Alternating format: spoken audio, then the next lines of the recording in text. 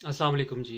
वसीम ज़ाहिद आपकी खिदमत में हाज़िर है। गुज़िश्ता प्रोग्राम में मैंने कैनेडियन सिटीज़नशिप के बारे में बात की थी और उसमें तमाम जो कागज़ात हैं, जो फ़ॉर्म्स हैं और जो तरीक़ाकार है वो मैंने आपसे डिस्कस किया था।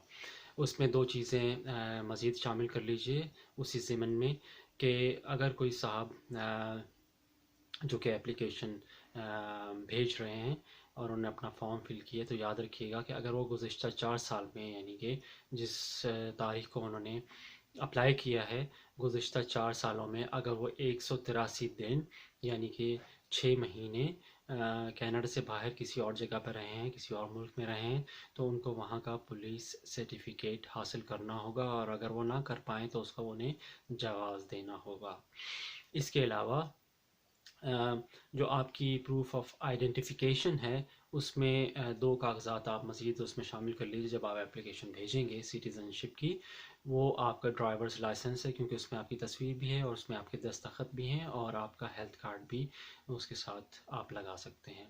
और जो तीसरी चीज़ है उसी ज़िमन में वो ये कि कोविड के दौरान में अगर आप कनाडा से बाहर हैं तो आप उसको ये प्रूफ नहीं दे सकते कि आप कनाडा में जब आप फिज़िकल प्रेजेंस कैलकुलेशन करते हैं तो वो वक्त आपको जो कोविड की वजह से आप बाहर हैं शामिल नहीं कर सकते। ये अनफॉर्चुनेट है, लेकिन अगर देखा जाए तरीक़ाकार तो वो इसी को फॉलो करता है।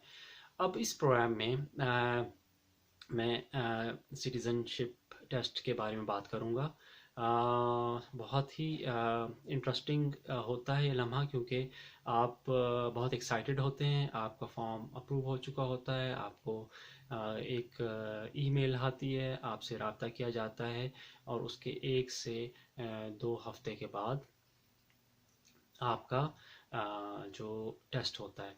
चूँकि कोविड है, इस वजह से अप्रैल 2020 से इन पर्सन टेस्ट नहीं हो रहे।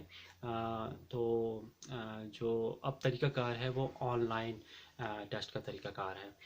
तो सबसे पहले हम ये देख लेते हैं कि उसके लिए हमें क्या चाहिए। तो जब आपको वो लेटर आ जाता है, आपके पास इनविटेशन आ जाता है कि आपने उस तारीख को ये टेस्ट देना है, तो उसके लिए याद रखिएगा बहुत ही ज़बरदस्त किस्म की एक बुक है, discover Canada the rights and responsibilities of citizenship. तो ये कैनेडियन हुकूमत की ही बुक है, ये उसी की पब्लिकेशन है और इसी को पढ़ना चाहिए और इसी से इम्तिहान होता है। तो ये या तो आपको कोरियर के ज़रिए, डाक के ज़रिए मिल जाएगी, या ये है कि इसके और भी तरीके हैं। ये किताब आपको ऑनलाइन भी मिल जाएगी। इसको आप ऑनलाइन पढ़ लीजिएगा। अगर ये आपके पास किताब की सूरत में है, इसके 66 पेजेस हैं, मैं कंफर्म भी कर लेता हूँ जी। इसके 66 पेजेस हैं, काफ़ी तफसील के साथ है। तो इसे आप इस तरह ना पढ़िएगा कि आप एक पाबंदी आयद है और ये आप इसे इस तरह से लीजिएगा कि एक इंटरेस्ट से पढ़ें, आपका नॉलेज बढ़ेगा कनाडा के बारे में और बहुत से हकाइक आपके सामने आएंगे। और चूंकि आपने कनाडा में रहना है तो ये मालूमात आपके लिए बहुत सूदमंद साबित होंगी।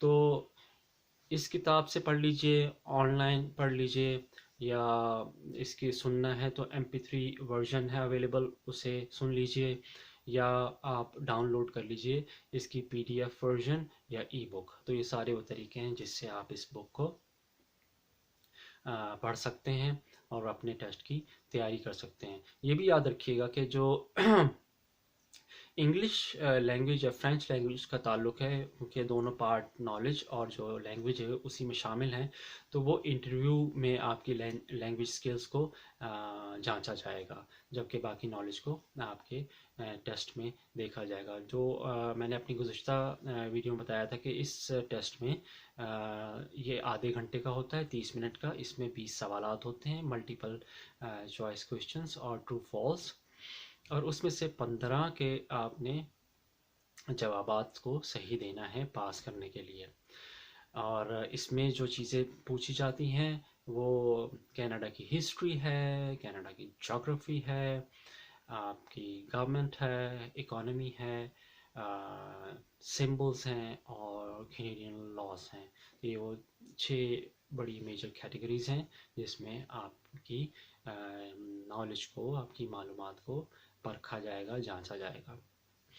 तो ये तो बुनियादी चीज़ें हैं, और ये भी कि 18 साल से 54 साल की उम्र तक के ख़वातीन और हज़रात ये टेस्ट देंगे। उनका टेस्ट भी होगा और इंटरव्यू भी होगा। जबकि 18 साल से छोटे बच्चे और 55 साल और उससे ज़्यादा लोग जो हैं उम्र के ख़वातीन और हज़रात वो टेस्ट नहीं देंगे, लेकिन हो सकता है उनका इंटरव्यू हो। उनका इंटरव्यू होगा जो 55 साल से ज़्यादा उम्र के अफराद हैं। बच्चों की सूरत में वो हो भी सकता है और नहीं भी हो सकता इंटरव्यू। तो ये तो वो बुनियादी चीज़ें हैं जो कि मैंने आपसे अभी शेयर की हैं। इसके अलावा ये जान लीजिए कि चूँकि कोविड है, तो कोविड के हवाले से जो है वो इन पर्सन टेस्ट नहीं हो रहे, और सारे टेस्ट जो ऑनलाइन हो रहे हैं। तो उसमें आप याद रखिएगा ये चीज़ें, जब आपको लेटर आएगा और उसमें टेस्ट की डेट और उसका टाइम उसमें दिया गया होगा, तो कौन सी चीज़ें हैं उस टेस्ट के वक्त आपको अपने पास रखनी है, तो वो हम देख लेते हैं। पीआर कार्ड आपके पास होना चाहिए, भले वो एक्सपायर हो गया हो। आपकी प्रूफ ऑफ आइडेंटिफिकेशन के लिए आपके पास आपका ड्राइवर्स लाइसेंस जिसमें आपका सिग्नेचर और आपकी तस्वीर है, और आपका हेल्थ कार्ड। इसके अलावा एप्लीकेशन का नंबर, वो जो आपके साथ ख़त किताबत होती है और आपको लेटर आता है, उसमें उसमें आपका एप्लीकेशन नंबर और यूसीआई नंबर दर्ज होता है। तो ये दोनों चाहिए होंगे। आपका email address, authentic email address, internet connection, आपके पास कंप्यूटर, डेस्कटॉप कंप्यूटर, आपके पास लैपटॉप या टैबलेट होनी चाहिए जिस पे वेब कैम का आप इस्तेमाल कर सकें। इसके अलावा क्रोम और सफारी जो है वो, एक्सक्यूज़ मी, इसके अलावा जो है क्रोम और सफारी वेब ब्राउज़र आप यूज़ करें। आप इसमें मोबाइल फ़ोन इस्तेमाल नहीं कर सकते। आप जो है वो क्रोम पे आईपैड पे क्रोम नहीं यूज़ कर सकते, और माइक्रोसॉफ्ट सरफेस प्रो आप यूज़ नहीं कर सकते। इस टेस्ट के लिए ये भी ज़रूरी है कि जो आप जिस कमरे में जिस जगह पे भी ये टेस्ट दे रहे हैं वो रोशन हो, और जो सिस्टम है और जो ऑफिशियल्स उसको कंडक्ट कर रहे हैं टेस्ट को, आपको देख सकें। जब आपने अब अपनी तैयारी हो चुकी है, आपका टेस्ट का दिन आ चुका है, वो टाइम है, तो लॉगिन होने के लिए आपको आपका एप्लीकेशन नंबर, जो कि मैं आपको बता चुका हूँ, जो कॉरस्पॉन्डेंस और जो ख़ुद किताबत आपके साथ हुई है अब तक, उसमें वो नंबर, एप्लीकेशन नंबर भी होता है, और यूनिक क्लाइंट आइडेंटिफायर, जो उस आइडेंटिफिकेशन का नंबर है, वो भी आपके उस ख़ुद किताबत वाले लेटर में होता है। तो ये तो वो चीज़ें थी कि वो कौन सा टेस्ट है, कौन सी, कहाँ से आप मालूमात हासिल करेंगे, किन के लिए होता है, और टेस्ट के दिन आप क्या करेंगे, आप ऑनलाइन इस टेस्ट को देंगे। सबसे आखिर में हम ये देख लेते हैं कि किन सूरतों में कुछ और चीज़ें भी हमारे सामने आती हैं। अगर एक टेस्ट कुनिंदा जो टेस्ट दे रहा है वो नाकाम हो जाता है पहले टेस्ट में, तो फिर उसको नई डेट दी जाती है, 4 से 8 हफ्ते की हो सकती है।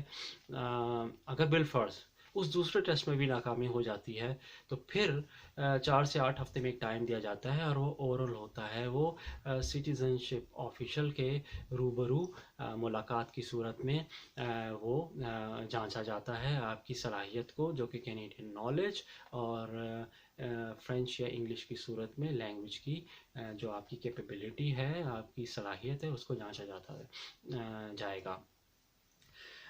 तो लेकिन ये याद रखिए कि जो तीसरा मरहला है जो कि ओरल है, 1 to 1 है, उसका दौरानिया 30 मिनट से लेकर 90 मिनट तक का हो सकता है, यानी आधे घंटे से लेकर 1.5 घंटे तक का।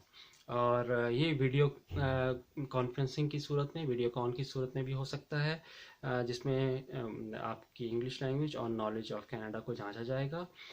लेकिन अगर कोई इस तीसरे टेस्ट में भी नाकाम हो जाता है, तो फिर आपका ये केस रिफ्यूज़ कर दिया जाता है, और आपको कहा जाता है कि आप नए सिरे से अपनी दरख्वास्त दीजिए।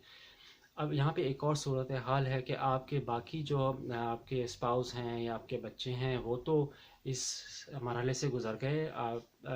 आपकी वाइफ हैं या आपके हस्बैंड हैं वो तो कामयाब हो गए और बदकिस्मती से आप कामयाब नहीं हो सके। तो जो गवर्नमेंट आपसे पूछेगी कि क्या आप चाहते हैं कि वो ओथ में चले जाएं या आप चाहते हैं कि वो आपके साथ ही ओथ में शामिल हों, तो उसका तरीका यही होगा कि जब तक आप कामयाब नहीं होंगे उस वक्त तक के उनके ओथ को सेरेमनी को होल्ड रखा जाएगा। और जब आप भी कामयाब हो जाएं तो इस टेस्ट में, तो सारी फैमिली का एक ही वक्त में आपका जो है वो टेस्ट हो जाए, सॉरी आपका ओथ ले लिया जाए। तो ये पूरा एक तरीकाकार है जिसमें आपका जो है वो टेस्ट होता है और आपकी कामयाबी होती है, जिसके बाद आपका नेक्स्ट मरहला, अगला मरहला शुरू होता है जो कि ओथ टेकिंग का होता है, जो कि आखिरी स्टेप है जिस पे आपको सिटीज़नशिप सर्टिफिकेट दे दिया जाता है और आप कैनेडियन सिटीज़न बन जाते हैं। तो उम्मीद है आपको मेरा ये प्रोग्राम पसंद आएगा। आप इसको, मेरे चैनल को सब्सक्राइब करें, इसको लाइक करें, इसको शेयर करें अपने गिरदोपेश में, अपने दोस्तों में और अपने अकारब में। इंशाल्लाह अगले प्रोग्राम में मैं किसी और मौजू के साथ आपके एक पेश खिदमत होऊंगा। अपना ख्याल रखिएगा। इंशाल्लाह फिर मुलाकात करते हैं। अल्लाह हाफ़िज़।